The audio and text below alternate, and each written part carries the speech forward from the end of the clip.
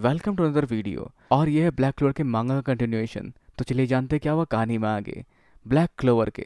तो अब कहानी में आगे लूसीफर को हराने के बाद एक हैप्पी एंडिंग हो जाती है, जहाँ यूनो से कोई मिलना चाहती है, जो होती है करंट क्वीन स्पिरिट किंगडम की, यानी कि उसकी मॉम, जो यूनो को जिंदा देखकर खुश और इमोशनल दोनों साथ में हो जाती है। जहाँ बाकी लोग भी चाहते हैं कि यूनो सामा स्पिरिट किंगडम में रुक जाए, क्योंकि उसके स्ट्रेंथ की ज़रूरत इन्हें ज़रूर पड़ेगी। जहाँ उसकी मॉम भी उससे कई सारी बातें और डिस्कस करना चाहती है, कई सारी और बातें जो उससे कहनी है, भले ही काफ़ी जल्दी हो और यूनो के लिए सब मानना थोड़ा मुश्किल हो। पर यूनो वहाँ नहीं रुक सकता, क्योंकि उसे अपने बादे निभाने, अपने क्लोवर किंगडम की फैमिली से मिलना है, अपने नज़दीकी दोस्तों से मिलना है और अपने राइवल से भी मिलना है, जिसके साथ उसने मिलकर एक वादा किया था। और वहीं दूसरी तरफ आस्था लीवे का शुक्रगुजार होता है, क्योंकि उसी की वजह से वो देख पाया अपनी मॉम को उसकी मेमोरी के अंदर। वैसे कभी उसे अनाथ आश्रम छोड़े जाने पर कोई दुख नहीं था, पर फिर भी वो जानकर काफ़ी हद तक खुश हुआ कि उसकी मॉम भी उससे काफ़ी प्यार करती थी। पर थैंक्स आस्था को नहीं, लीवे को आस्था से कहना था, क्योंकि उसी के वजह से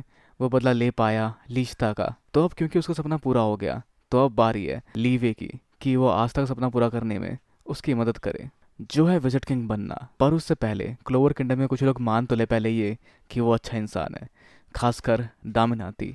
जहाँ आगे हम देख पाते दामिनाटी को जो मिलने जाता है विजिट किंग से, जहाँ विजिट किंग खुश होते हैं कि स्पिरिट किंगडम में सब कुछ सेफली निपट गया। पर उनको एक चिंता होती है, उनकी चिंता होती है उस फीलिंग के बारे में, जब स्पिरिट किंगडम में हो रही हरकतों के वजह से उन्हें कुछ अजीब सा महसूस हो रहा था।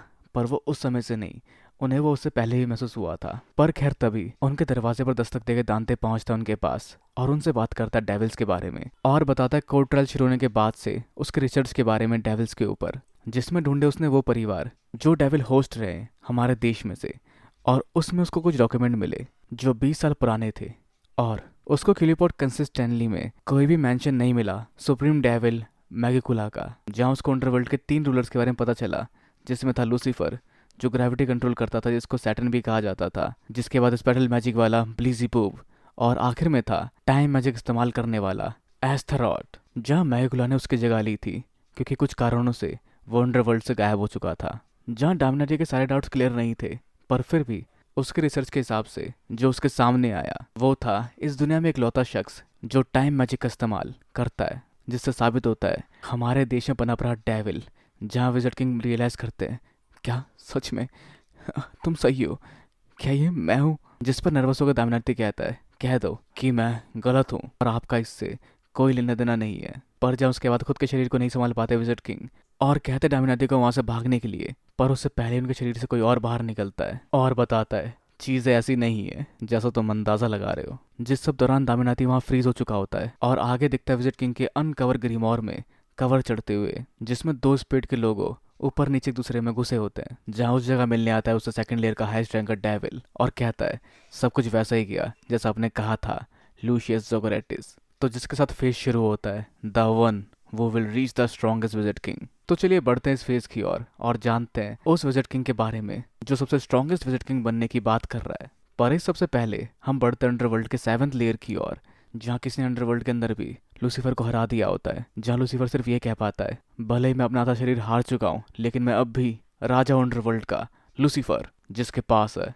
सबसे शक्तिशाली मैजिक। जिसकी बात पे बंदा एग्री करता है, लेकिन साथ में वो ये भी कहता है इस दुनिया में जो मैजिक यूज़ करने में सुपीरियर है वो है हम इंसान। और साथ ही वो दिल ले जाता है वहाँ से लूसीफर का। तो आखिर कौन है ये शख्स? जो जानने से पहले हम बढ़ते हैं स्पिरिट किंगडम की फाइट के 1 साल 3 महीने बाद की कहानी पर, और जिसके बाद स्पेशल एक्स्ट्राऑर्डिनरी मेरिट अवार्डनेस सेरेमनी शुरू होती है ब्लैक बुल्स के आस्था के लिए, जिसे इसके साथ मिलता है title senior magic night first class का, जिसको लेकर अपनी पहली मुलाकात को याद करते हैं फिंगलियन, और साथ में ये भी जान पाते हैं कि वो कुछ कदम और दूर है अपने सपने को पाने के। पर यूनो पहले ही ग्रैंड मैजिक नाइट बन चुका है। जो किताब आस्था को भी मिलना चाहिए था, लेकिन कुछ कारणों से या फिर डेविल पोजीशन के कारण उसको किताब नहीं मिल पाता। जहाँ यूनो से कम होने पर उसको बुरा जरूर लगता है, लेकिन दोनों में सब तक किसी ने अपने सपने को पूरा नहीं किया, तो अब भी काफी हद तक होप है। तो ग्रैंड मैजिक नाइट मतलब होता है मैजिक नाइट कैप्टन के बराबर की रैंक, जहाँ यूनो ने रील के रिकॉर्ड को तोड़ दिया है। पर खैर विजिट किंग वहाँ मौजूद नहीं होते, जो हो सकता है घूम रहे होंगे यहाँ वहाँ रूप बदल के अपना। वैसे जहाँ आस्था ने सुना है कि कैप्टन फिंगलियन, नोजल और मैरालियोना सामा नॉमिनेट हुए थे नेक्स्ट विजिट किंग बनने के लिए, पर जिसको इन सभी लोगों ने डिनाई कर दिया, क्योंकि डेविल के साथ हुए फाइट के बाद इन्होंने रियलाइज किया कि ये लोग इस पोजीशन के लिए फिट नहीं बैठते। और साथ ही सिसगिलियन को ऐसा कोई किताब चाहिए ही नहीं। तो स्पिरिट किंगडम और हार्ट किंगडम काफ़ी तक रिकवर कर चुके हैं और हमारा कॉन्टिनेंट भले ही शांत लग रहा हो, पर फिर भी हमें ध्यान रखने की ज़रूरत है। जहाँ क्लोवर किंगडम के बॉर्डर से अभी भी कुछ डेमोनिक एक्टिविटी देखने को मिल रही है, जिस पर यून और गोल्डन डॉन और ब्लैक वुल्स वाले भी इन्वेस्टिगेट कर रहे हैं। जहाँ तभी सामने दिखता है कैप्टन यामी, जो कहते हैं अभी तुम लोग यहाँ जिंदा दिख रहे हो सिर्फ इस बच्चे के वजह से, जिस पर कैप्टन मैंड्रिस कहते हैं हाँ और एक दिन मैं इसको काट दूंगा। पर वहीं एक किनारे खड़ी होती है कैप्टन शार्लेट, जिन पर कैप्टन यामी की नज़र पड़ते ही वो वहां से शर्मा के भाग जाती है। जहाँ कैप्टन यामी को समझ नहीं आता कि क्यों वो ऐसा कर रही है, कहीं उनसे कोई गलती तो नहीं हो गई। जिस पर उनके पास खड़ा हुआ फिनरल कहता है ये आप क्या कह रहे हैं, उन्होंने कन्फेस किया था अपना प्यार जब आप मरने वाले थे, क्या सच में आप दोनों के बीच कुछ नहीं चल रहा। तो जो सब सुन के कैप्टन यामी वहाँ से पोटी ब्रेक लेके निकल जाते हैं और आगे बैठकर सोचते हैं कि क्या सच में शार्लेट मुझसे प्यार करती है। नहीं नहीं नहीं, मुझे लगा वो मुझसे नफरत करती है, लेकिन उसकी की में प्यार था, मैं पहले समझा क्यों नहीं। तो वो मुझसे इसलिए भागती है क्योंकि वो शर्माती है। तो क्या वो हमेशा ही ऐसे रहने वाली है। जिसको वहाँ वैसे आवाज़ लगाने के लिए आता है फिनरल, क्योंकि ये निकलने का समय हो चुका है।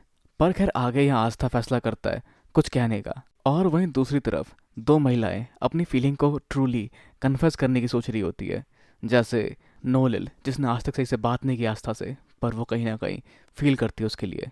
और मिमोसा, जो उस दिन के बाद से जब आस्था ने उसको बचाया था उसके अलावा कुछ और नहीं सोच पा रही, क्या हम इसका कुछ कर नहीं सकते। और तभी वहाँ आती है नैरो और दोनों के कान में कुछ कुछ कहती है, जो कहती है आस्था कन्फेस करने जा रहा है, और दोनों घबरा जाती है। पर जिसका मजा नैरो काफी बेहतरीन तरीके से ले रही है। जहाँ आगे आस्था जाता है सिस्टर लिली के पास और कहता है सिस्टर लिली प्लीज मुझसे शादी कर लो, मैं 18 साल का हो चुका हूँ, अब ये आखिरी बार है जब मैं आपको प्रपोज करूंगा और मैं पक्का आपको खुश रखूंगा। जिस पर नोलिल और मिमोसा का रिएक्शन काफी तक देखने लायक होता है। पर इस बार सिस्टर लिली उसको मारती नहीं है, बजाय इसके वो आस्था के बचपन से लेकर अब तक की जर्नी फील कर पाती है। पर फिर भी वो माफ़ी चाहेगी क्योंकि वो उसके परिवार की तरह है और वो उसको अपने छोटे भाई की तरह देखती है। तो वो उससे शादी नहीं कर सकती। जो आस्था समझता है वो बस गिव अप नहीं करना चाहता था, पर साथ ही वो ये भी जानता है कि किसी की फीलिंग को बदलना पॉसिबल नहीं है। पर एक चीज़ है, एक फादा जो अभी भी बाकी रह गया है, जो बदलेगा नहीं और जिसको वो पूरा होते देखेगी, और वो है कि आस्था बन के दिखाएगा विज़र्ड किंग। जहाँ सिस्टर लिली भी कहती है कि मैं जानती हूँ आस्था तुम अमेजिंग हो, मैंने आज तक तुमसे कहा तो नहीं, पर मुझे यकीन है कि तुम कर लोगे। पर तभी वहाँ एक शख्स आता है जो कहता है बधाई हो यहाँ तक पहुँचने के लिए, लेकिन यही होगा अंत। जिसके बाद हम बढ़ते हैं फ्लैशबैक में, जहाँ इसने काफ़ी सोचा कि ये क्या कर सकते हैं और उन्हें क्या करना चाहिए। जहाँ वैसे अपने परिवार का सबसे टैलेंटेड डेविल होस्ट था, एक ऐसा शख्स जिसके एक शरीर में दो आत्माएं थी। जहाँ उसने फॉलो किया टाइम मैजिक के डेविल एस्ट्रॉट को अपने सवालों के जवाब को पाने के लिए। पर जहाँ बात करते हुए उस भविष्य की जो उन्होंने जूलियस के अंदर देखा, जो एक शांति प्रिय दुनिया का सपना था, जहाँ उसने भी देखा था कि वो उसको रोकने की कोशिश कर रहा है, जहाँ जूलियस उसके इतने करीब होकर भी लूशियस को नहीं समझ पाया, जिसके बाद वो जूलियस को रोककर खुद सामने आता है। जिसके साथ ही हम देख पाते दोनों के सर के निशान अलग अलग जगह पर है। और खैर आगे वो कहता है कि मैं लाऊंगा शांति इस दुनिया में। और आगे हम देख पाते हैं लूशियस को आस्था के सामने, जिसको सब विजिट किंग ही समझते हैं, पर आस्था उसमें कुछ फर्क देख पाता है और उससे पूछता है कि कौन हो तुम। जिसके जवाब में वो इस्तेमाल करता है टाइम मैजिक का, जिससे आसपास सभी रुक जाते हैं सिर्फ आस्था को छोड़कर। और वो आस्था को छूने के लिए आगे बढ़ता है, जहाँ उसके छूने से पहले आस्था का एंटी मैजिक फॉर्म एक्टिव हो जाता है, जो उसका ब्लैक फॉर्म होता है। जिस पर लूशियस कहता है अच्छा ये है वो मैजिक जो सभी कारणों को नकार देती है, एंटी मैजिक। जहाँ आस्था भी देख पाता है कि सबके लिए समय रुक चुका है, बस इन दोनों को छोड़कर, जहाँ ये बिल्कुल विजिट किंग के मैजिक की तरह है, बस एक बड़े पैमाने पर। जहाँ वो आगे बताता है कि उसने लूसीफर को हत्या लिया है, और आस्था ही महसूस कर पाता है लूसीफर की उसके अंदर से, जो उसको कंफ्यूज कर देती है क्योंकि ये जूलियस भी है पर ये जूलियस नहीं है, ये इंसान भी है पर ये इंसान नहीं है। तो आखिर कौन है ये और क्या किया इसने विजिट किंग के साथ। तो आगे वो बताता है कि वो है लूशियस जोग्राटिस, इस दुनिया का रक्षक, और जूलियस मारा गया, जो बात परेशान कर देती आस्था को। जहाँ वो आगे बताता है जूलियस के मिशन के बारे में, जो उसके आइडियल्स थे, जो बनाना चाहता था ऐसी दुनिया जहाँ पर कोई दुख ना हो, नफरत ना हो, कोई द्वेष ना हो और कोई भेदभाव ना हो, एक ऐसी जगह जहाँ सिर्फ शांति हो। और इसके लिए वो फिक्स करेगा इंसानियत को। तो पहले वो उन सबको डिस्ट्रॉय करेगा, और जिसके बाद वो उसके भाई बहनों की शक्तियों के साथ दोबारा जिंदा होंगे, जिससे वो सब बनेंगे खुश और बराबर शक्तियों वाले। और जिसके बाद ऐसा ही चलता रहे और कुछ भी गलत ना हो, उसके लिए मैं करूँगा उन पर राज बनकर फाइनल विजिट किंग। जिसकी बातें बिल्कुल गले नहीं उतरती आस्था के, जिस पर वो कहता है कि चिंता मत करो, सब कुछ जैसा मैंने चाहा वैसे जा रहा है, सिवाय तुम्हारे, क्योंकि इस दुनिया में कोई भी चीज़ बिना मैजिक के पैदा नहीं होनी चाहिए थी, जिसका मतलब तुम इस दुनिया की कमी हो और एक आदर्श दुनिया बनाने के लिए मुझे उस कमी को ख़त्म करना पड़ेगा। जहाँ आस्था उसके मंसूबे समझ चुका होता है, जो जानता है ये एक बुरा आदमी है जिसने विज़र्ड किंग के शरीर पर काबू कर लिया। तुम सबको मारने की बात कर रहे हो, जहाँ विज़र्ड किंग सबको बचाना चाहते हैं, जिनको मैं और हर कोई एडमायर करता है। और विज़र्ड किंग इतनी आसानी से नहीं मर सकते, तो मैं तुम्हें हराकर उनको बचाऊंगा। जिस पर लूशियस कहता है कि वो ज़्यादा पावरफुल है जूलियस से, पर इससे आस्था को ज़्यादा फर्क नहीं पड़ता, जहाँ वो अपने मैजिक से उसके टाइम मैजिक को काट देता है, जिससे बाकी लोगों का रुका हुआ समय भी चलने लगता है। तो अभी इसी वक्त आस्था सरपास करेगा विज़र्ड किंग को। तो आस्था का डेविल यूनियन मोड, जो कि हर तरह के मैजिक को कैंसिल कर सकता है, जो काफ़ी कमाल की शक्तियाँ है, पर उसका इस्तेमाल वो सिर्फ 5 मिनट तक कर सकता है। जिसको देखते हुए वो एक सोल्यूशन के साथ सामने आया है, जो है partial use of devil union, जिससे वो अपने एंटी मैजिक शक्तियों के रिलीज को लिमिट करके इस फॉर्म को 10 मिनट तक मेंटेन कर सकता है। जहाँ वो उस पावर को रिलीज करते हुए थोड़े से एरिया से उस पावर को रिलीज करता है, जैसे अपने कटाना से, और एक झटके में उसका इस्तेमाल करता है ताकि ज्यादा पावर रिलीज ना हो। जहाँ वो सिस्टर को वहां से निकलने के लिए कहता है, और उसके और लूशियस के टाइम मैजिक के बीच की जंग कंटिन्यू होती है, जहाँ लूशियस के टाइम मैजिक का कोई तोड़ नहीं है, क्योंकि नेचर में कुछ ऐसा है ही नहीं जो टाइम को डिफाई कर सके, पर सिवाय एंटी मैजिक के। वैसे जहाँ उनकी लड़ाई से आसपास भी मलबा गिर रहा होता है, जहाँ आस्था बाकी सबको भी भागने की सलाह देता है, और आगे लूशियस उसको छूता है, जिसको काउंटर कर लेता है आस्था। वैसे जिस बीच लूशियस ने इस्तेमाल किया था अपना टाइम मैजिक, पर उसका वो मैजिक आस्था के ऊपर बिल्कुल काम नहीं आया। तो जो चीज़ एंटी मैजिक को रोक सकती है वो है सिर्फ और सिर्फ फिजिकल अटैक्स। पर कॉम्बैट फाइट आस्था के खिलाफ काफ़ी मुश्किल है, क्योंकि वो काफ़ी ज़्यादा ट्रेनिंग करता है अपने शरीर के साथ, और वो अब भी पहले से ज़्यादा स्ट्रांग हो चुका है। जहाँ फिर आगे आस्था अपने एंटी मैजिक कटाने से बाहर करता है, और उसके बाद निकालता है डीमन डिस्ट्रॉयर स्वॉर्ड, जिसकी शक्तियाँ भाप पाता है लूशियस, जो उसकी शांति प्रिय दुनिया का सपना चकनाचूर कर देगा। पर जैसा उसे लूशियस करने नहीं देगा, जहाँ लूशियस के सर पर सींग आ जाते हैं कुछ बारहसिंगा की तरह। तो भले लूशियस का परिवार एक ऐसा परिवार हो जो डेविल होस्ट करता हो, लेकिन डेविल की शक्ति प्यूरिफाई करते हुए वो सीख पाया एक मैजिक जो बन सकते इंसानों की पवित्र शक्तियाँ। और फिर सामने आता है एक आदर्श इंसान कैसा दिखता है वो लुक, जिसकी की महसूस करके आस्था को ना तो इंसान का वजूद महसूस होता है और ना ही डेविल का। जिसके बाद वो काफ़ी तेज़ी से पहुंचता है सिस्टर लिली के पास, जिसको भाप नहीं पाता आस्था, और इससे पहले कि आस्था कुछ कर पाए वो अपनी शक्तियों का इस्तेमाल करता है सिस्टर लिली के ऊपर अपने सोल मैजिक के साथ, जिसके मैजिक से वो किसी के भी आत्मा को छूकर उसे परिवर्तित कर सकता है, क्योंकि आत्मा ही सोर्स है इंसान के अंदर की जिंदगी, मैजिक और बुद्धि का, जिस पर आस्था कुछ भी नहीं कर पाता। क्योंकि अगर वो डीमन डुएलर से वार करेगा तो उसके वार सिस्टर को भी लगेंगे, और डीमन स्लैशर वहां तक समय रहते नहीं पहुंच पाएगा। तो आगे लूशियस उसको दिखाता है एक सच्चा खुश इंसान, जिस पर सिस्टर लिली का एक नया रूप देखने को मिलता है, जो कहती है आस्था इंसानियत की खुशी और शांति के लिए मरो। जिसके सामने चुपचाप खड़ा आस्था कुछ नहीं कर पाता, और उनका एक वार आके लगता आस्था को, जिससे लूशियस के रास्ते का कांटा अब साफ हो चुका है, और इस पल तक हम देख पाते आस्था हार चुका है। पर अपनी उस जख्मी हालत में भी वो सिर्फ ये कहता है, अभी नहीं, मैं अभी नहीं आ रहा। पर आस्था के जख्म काफ़ी गहरे हैं और उसके पास ज़्यादा जिंदगी नहीं बची। पर तभी उसको बचाने के लिए वहाँ आती है मिमोसा और नोलिल, जहाँ नोलिल एक वार करती है, पर उसको सिस्टर लिली काफ़ी आसानी से रोक देती है, जिसके लिए इस्तेमाल करते इस पैडल मैजिक का। पर वो तो आस्था की सिस्टर थी ना, तो उन्होंने ऐसा क्यों किया? तो वैसे लूशियस ने ब्लीज की शक्तियाँ दी और उसको प्यूरिफाई कर दिया, जिसे जन्मा एक प्यूरिफाइड डेविल, जिसके लिए इस्तेमाल किया उसने अपने सोल मैजिक का। जहाँ सोल मैजिक के बारे में सुन के नोलिल समझ पाते कि वो विज़र्ड किंग नहीं है, तो आखिर कौन है वो और वो क्या कर रहा है।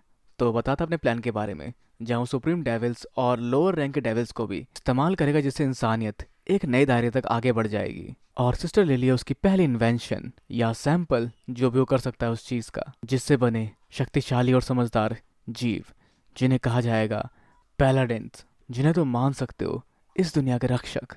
और इसके बाद मेरा राज पूरी दुनिया पर होगा और कोई भी विज़र्ड किंग मेरे सामने कुछ नहीं होगा, और मैं जाना चाहूँगा द ग्रेटेस्ट विज़र्ड किंग। और आस्था को हिल करने के लिए आगे बढ़ रही होती है मिमोसा और नैरो, पर इससे पहले कि वो उस तक पहुँच पाए उसको रोक देती है अपने स्पेटल मैजिक के अंदर सिस्टर लिली, जो होता है स्पेटल मैजिक सैक्रेड माना डोमिनेशन, जो एक तौर पे एक पिंजरे की तरह ही है, जहाँ सिस्टर लिली को यकीन ही नहीं होता कि उनके जैसे किसी ने इतने पावरफुल मैजिक को कास्ट किया है।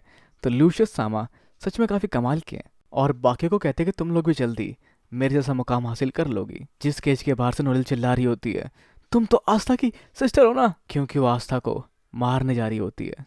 पर उसका बलिदान जाया नहीं जाएगा, क्योंकि उसके बदले मिलेगी इंसानियत को सच्ची शांति, पर आस्था उस हालत में भी कहता है, सिस्टर मैं वादा करता हूँ कि मैं तुम्हें बचाऊंगा। पर आस्था को कौन बचाएगा सिस्टर से, जो अपना वार करती है आस्था के ऊपर, जिससे आस्था वहां से गायब हो जाता है। जिससे परेशान नैरो, नोलेल और मिमोसा जोरों से चिल्लाती है, आस्था।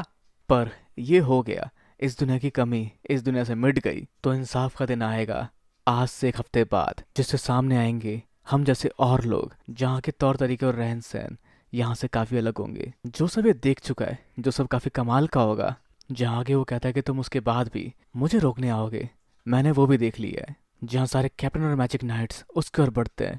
जो सब हैरान होता है जूलियस को देखकर, तो क्या वो जूलियस नहीं, पर जहाँ कैप्टन यामी कहते हैं कि उसकी मैजिक और की बिल्कुल अलग है, लेकिन वो शरीर जूलियस का है। तो क्या होगा आगे, क्योंकि लूसियस इस समय वहाँ से भागने वाला होता है। तो क्या 1 हफ्ते के बाद के इंतजार के बाद ही उसे लड़ने जाएंगे और दोबारा करेंगे तैयारी और पावरफुल बनने के लिए, ताकि रोक सके लूशियस को, जिसकी पावर सच में काफ़ी कमाल की है। तो इस बारे में आपका क्या सोचना है, अपने विचार हमें नीचे कमेंट बॉक्स में बताना बिल्कुल ना भूलें। इस वीडियो को लाइक, शेयर और सब्सक्राइब करना भी बिल्कुल ना भूलें। तो अगली मिलते हैं अगली वीडियो में। Sayonara and have a nice day.